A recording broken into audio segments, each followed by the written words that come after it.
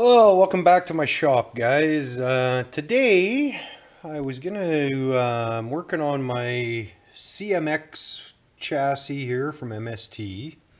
And what I wanted to do was, these shock hoops in the rear seem to stick up really high. I don't know if you can see how high that is there. I was really hoping to drop that down a little bit to make a little bit more room for a rear interior. I think I've got it figured out, so this will sit inside the back of a bench seat, but I wanted to have some interior in the back so I could load it full of scale goodies and everything there. So the really nice part is, if you look at the way these are designed, I'm going to move the shock from here down to here, and that'll help me lower everything down. Now the part that I got to fix, because I'm moving the bottom of the shock down, is I want to make the top shock hoop shorter so that it still sits at the same ride height. So I thought I would share with you guys today how I make my shock hoops. It's a little bit of a process, but it's kind of fun. It's real simple. Once you see how I've done it, I'm sure you'll see that it's something anybody can do. So the first thing I do is I always have some old plastic shock hoops here. This is the one that we'll be working off of today. This is a rear one off Axial SCX10.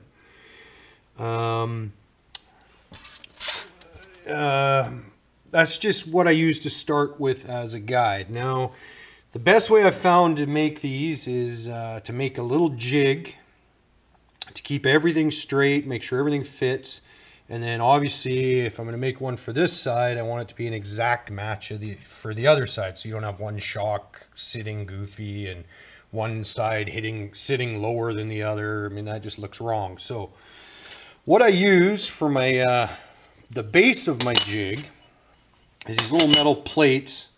They're kind of a mild steel. I get them at work. They're kind of throwaway parts. They're for clamping leaf springs when you do add-a-leafs or a lift kit that requires add-a-leafs.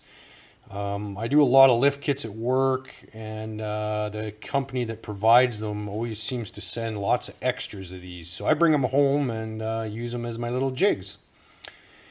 So the first thing you want to do is find something similar to this. It's just a thin, soft, mild steel plate that you can work with. I like this because it's got a 90-degree on the end. It makes it so I can mount them in my vise when I'm working on them. It just helps hold it, so the 90 will help with that. So the first thing you got to do is take your stock shock hoop and lay it out onto the plate, and the plate's big enough so it works.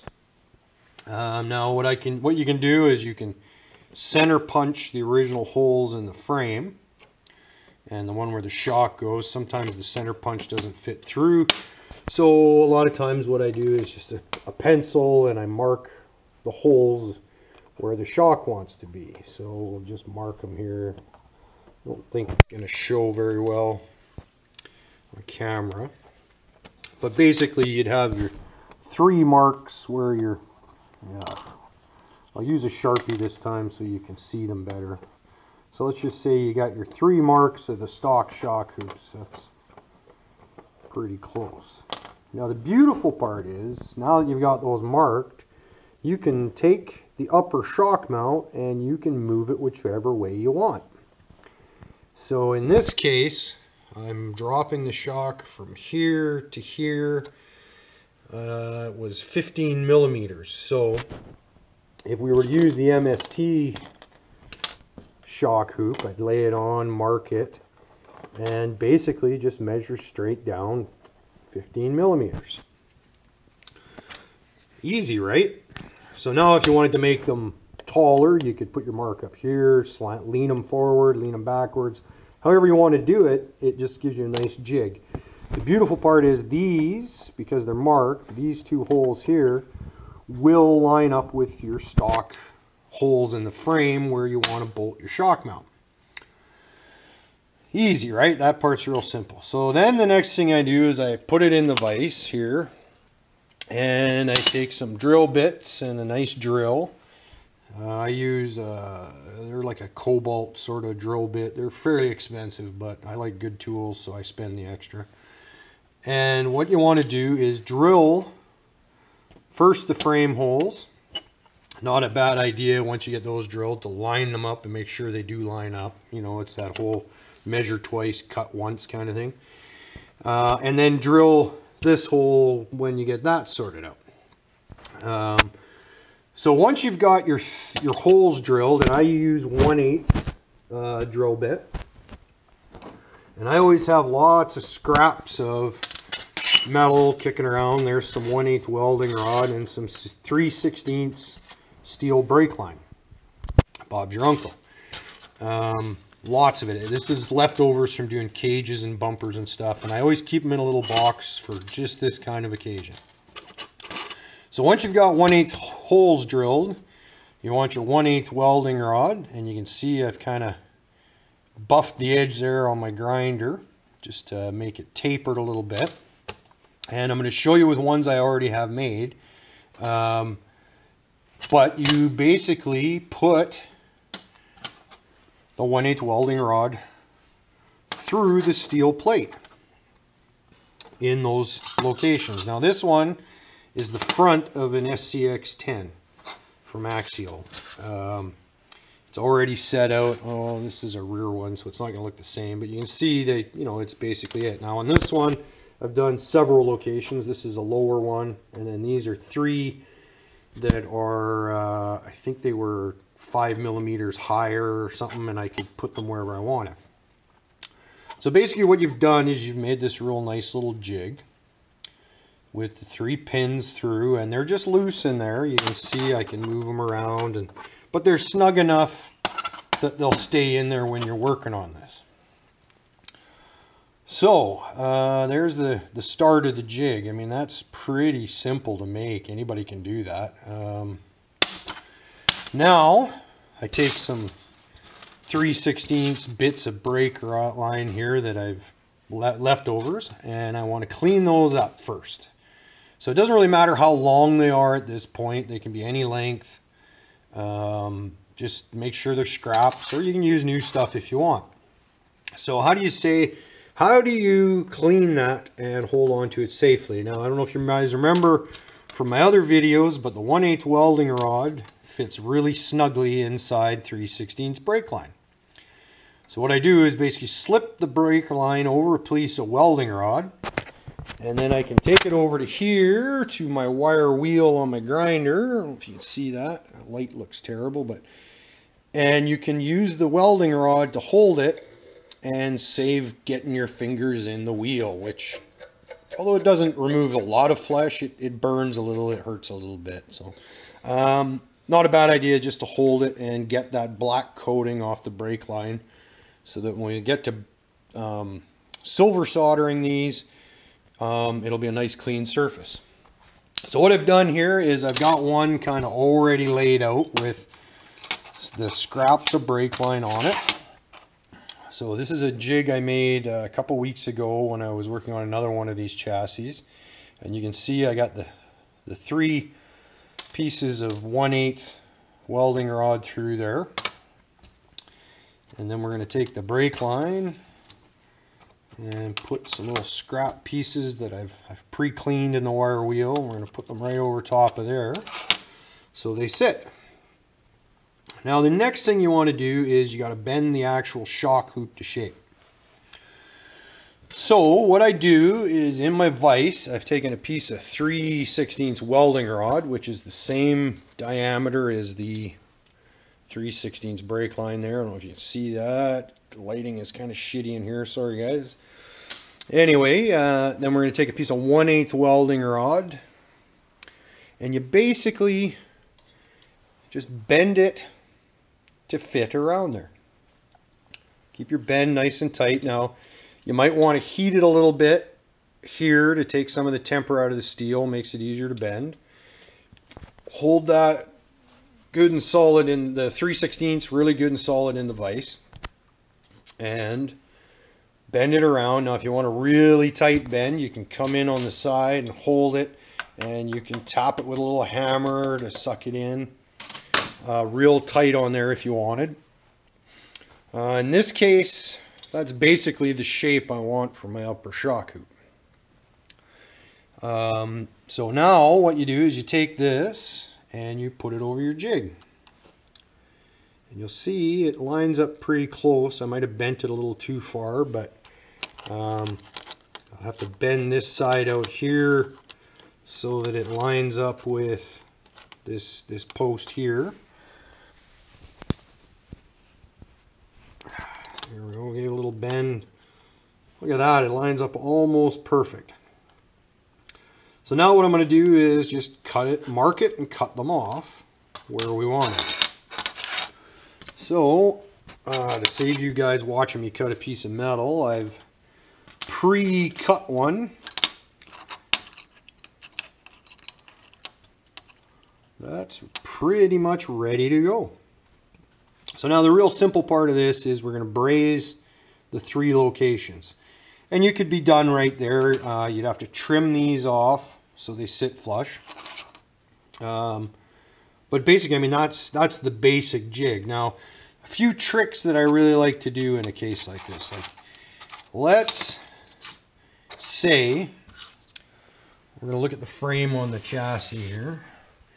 Let's say you don't want that flush against the frame rail. You want it set out just a little bit. So that's where the other scraps come in. In this case, what I'm going to do is I got a little old piece of scrap sheet metal here that I use for, it's left over from making a bumper.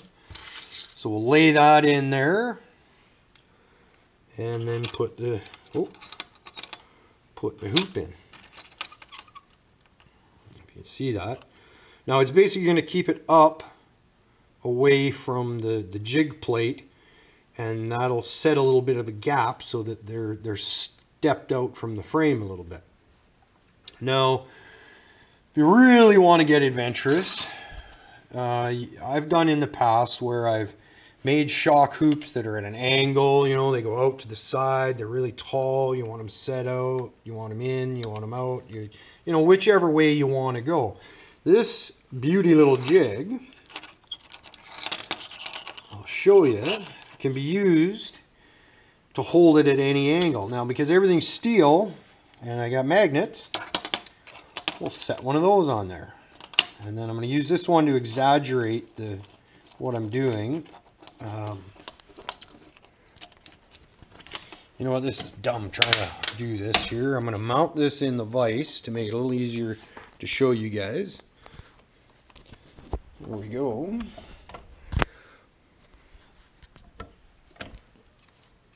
But basically, use the magnet to set the angle that you want. If you want more angle, add another magnet.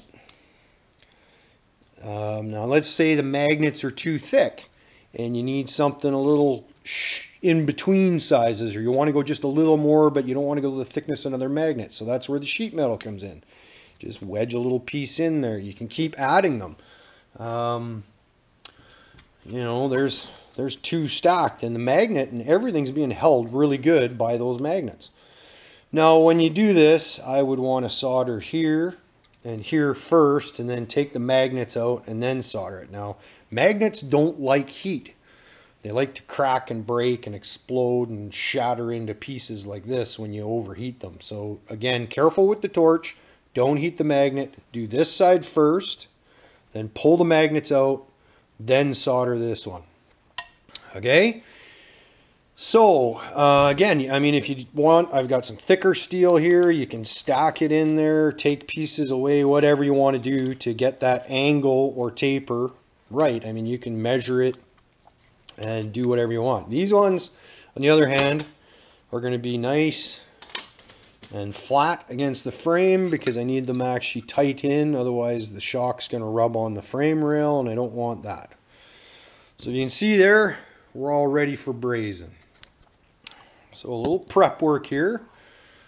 We're going to grab the trusty old soldering paste here. I need my little screwdriver that I use to apply it. Sorry guys, I should have been a little more prepared. So we're going to take a little bit of solder just on there. Now the tricky part of this is you only want to get it on the, well, basically don't get it on the jig, otherwise the solder is going to want to stick to the jig. I don't know if you can see that, but there's a little bit in there and it's just nicely done. So I'm going to set the camera on the vise here. Figure out how to do this so you can see, guys.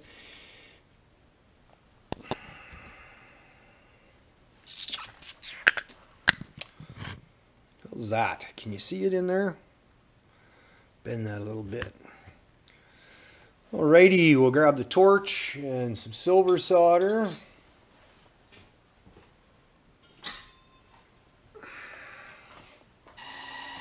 And we're going to solder that first joint there.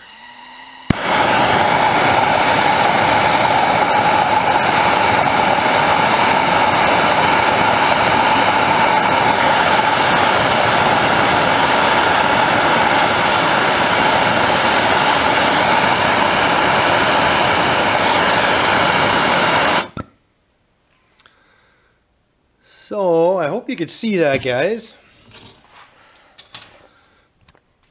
You basically see it's soldered itself together there. Now I like to check to make sure that I haven't soldered it to the jig, because if you have, oh look, see, I've very carefully only applied the solder to the brake line and the welding rod, and somehow I managed to not solder it all to the jig.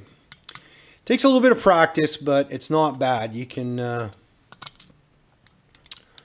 a little practice, you can get it pretty good. The trick is keep the flame pointed at these two pieces and don't let this get hot, because if it's not hot, the solder won't stick to it. All right, I'm going to turn the camera off here, solder these other ones real quick. You don't need to see me solder 3. Then we'll show you how we clean this one up. Alright guys, here we are back again. I sorry for a little break there, but I got my 3 joints soldered and it was on the jig. Now it does get a little tricky sometimes to pull it off the jig. I did a nice job of not soldering it to the jig, which is always good.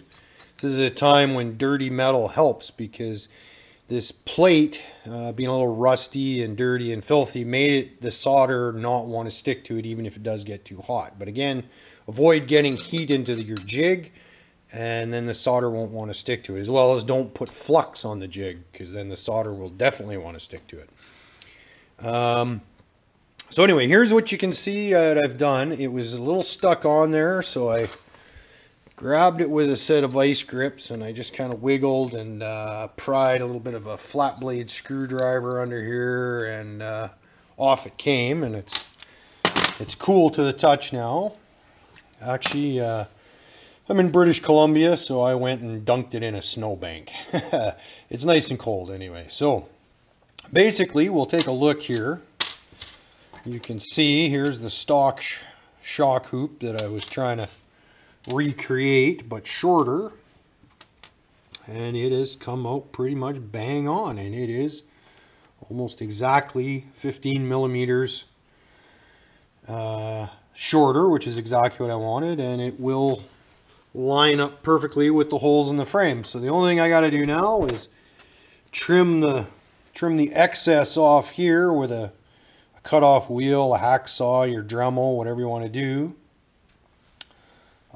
Clean it up and paint it. And one thing I forgot to mention was, like I said earlier in the video about making this side match that side. So basically, you've laid out your jig and you've got it all built for this side. So all you have to do to build the one for the other side is turn the jig over. It's basically the exact same thing, but in reverse. So you've already made your jig for the opposite side. That, my friends, is the best way to make this side exactly match that side. And you've made a few of these jigs that I've got. You can see I've got one here. This is for the Trailfinder 2 for putting nice long shocks on the front. Like I said earlier, this one's the STX10, and you can drill holes anywhere you want for whatever purpose. It's a little harder to remember after a while. This was another one for doing the rear of STX10. So if you want to make rear shock hoops. And I saved them all, and then I got my CMX and CFX one here now. So I saved them all in a little box, and I can always use them again next time. So good luck, and give it a try, guys. I think it makes a nice looking product, and it's pretty easy to do. Alrighty, have a good day, guys, and happy building.